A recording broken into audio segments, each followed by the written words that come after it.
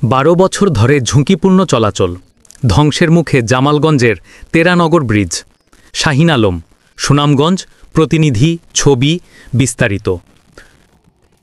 সুনামগঞ্জের জামালগঞ্জ দক্ষিণাঞ্চলের মানুষের একমাত্র যোগাযোগ পথ তেরানগর ব্রিজ দীর্ঘদিন ধরেই মারাত্মক ঝুঁকিপূর্ণ অবস্থায় থাকলেও এখনও পুনর্নির্মাণ হয়নি।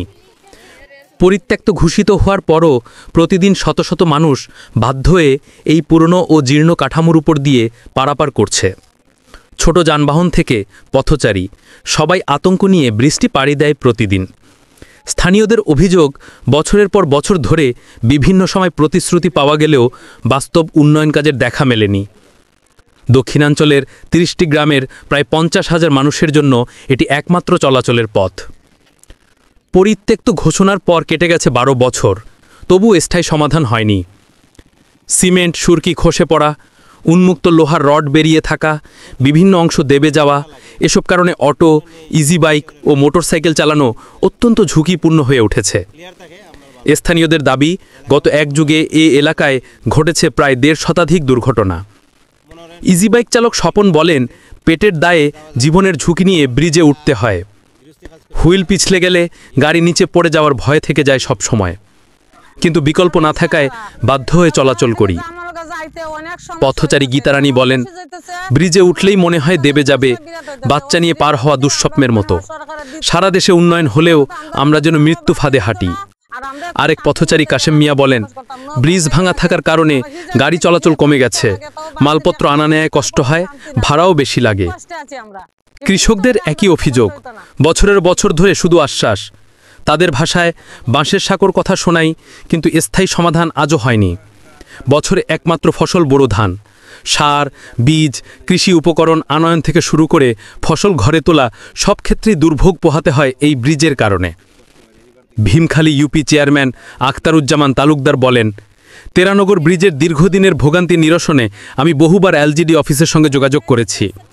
তেরানগর ব্রিজ সহ ভীমখালী ইউনিয়নের আরও কয়েকটি ব্রিজ ঝুঁকিপূর্ণ অবস্থায় রয়েছে। জনস্বার্থে এগুলোর দ্রুত সংস্কার ও পুনর্নির্মাণ করা অত্যন্ত জরুরি।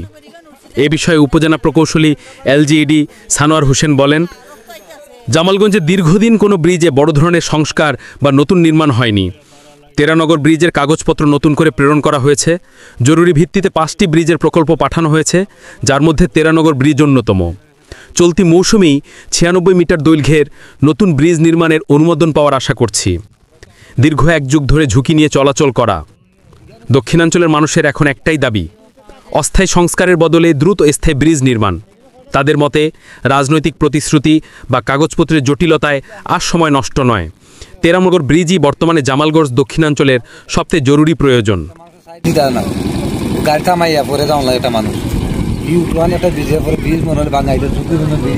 আজকে 5 বছর ধরে না করতেছে যে এখানটা চলাচল বন্ধ।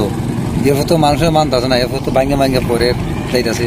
এখন বর্তমান রিকিবারি হচ্ছে, এই রিকিবারিও তো মনে করলেন ঠিক কি না সন্দেহ আছে। যদি একটা গাড়ি ঘুরা উঠে তাহলে অ্যাক্সিডেন্ট হওয়ার সম্ভাবনা আছে। আমরা লক্ষ্মীপুরের আপনার বাজারের মাছ ধরার দিকে আমরা বিরাট অসুবিধা হবে এই ব্রিজে ভাঙা তাহলে। এরপর গৃহস্থপাত দিকে সার তার নেওয়া লাগে, সবগুলো আমরা এমন অসুবিধা এটা খাওয়ার মতো না। লেবের মাঝখানে ব্রিজটা আমি ভিজিট করেছি। ওখানে সামহাও এক ভদ্রলোক ফোন দিছিল, আমি সকালে গিয়ে মোটরসাইকেল নিয়ে ভিজিট করেছি। স্ল্যাবের ব্রিজটা অনেক পুরানো, ব্রিজের মাঝখানে একটা স্ল্যাব একটা অংশ ভেঙে গেছে, রড বের হয়ে রয়েছে।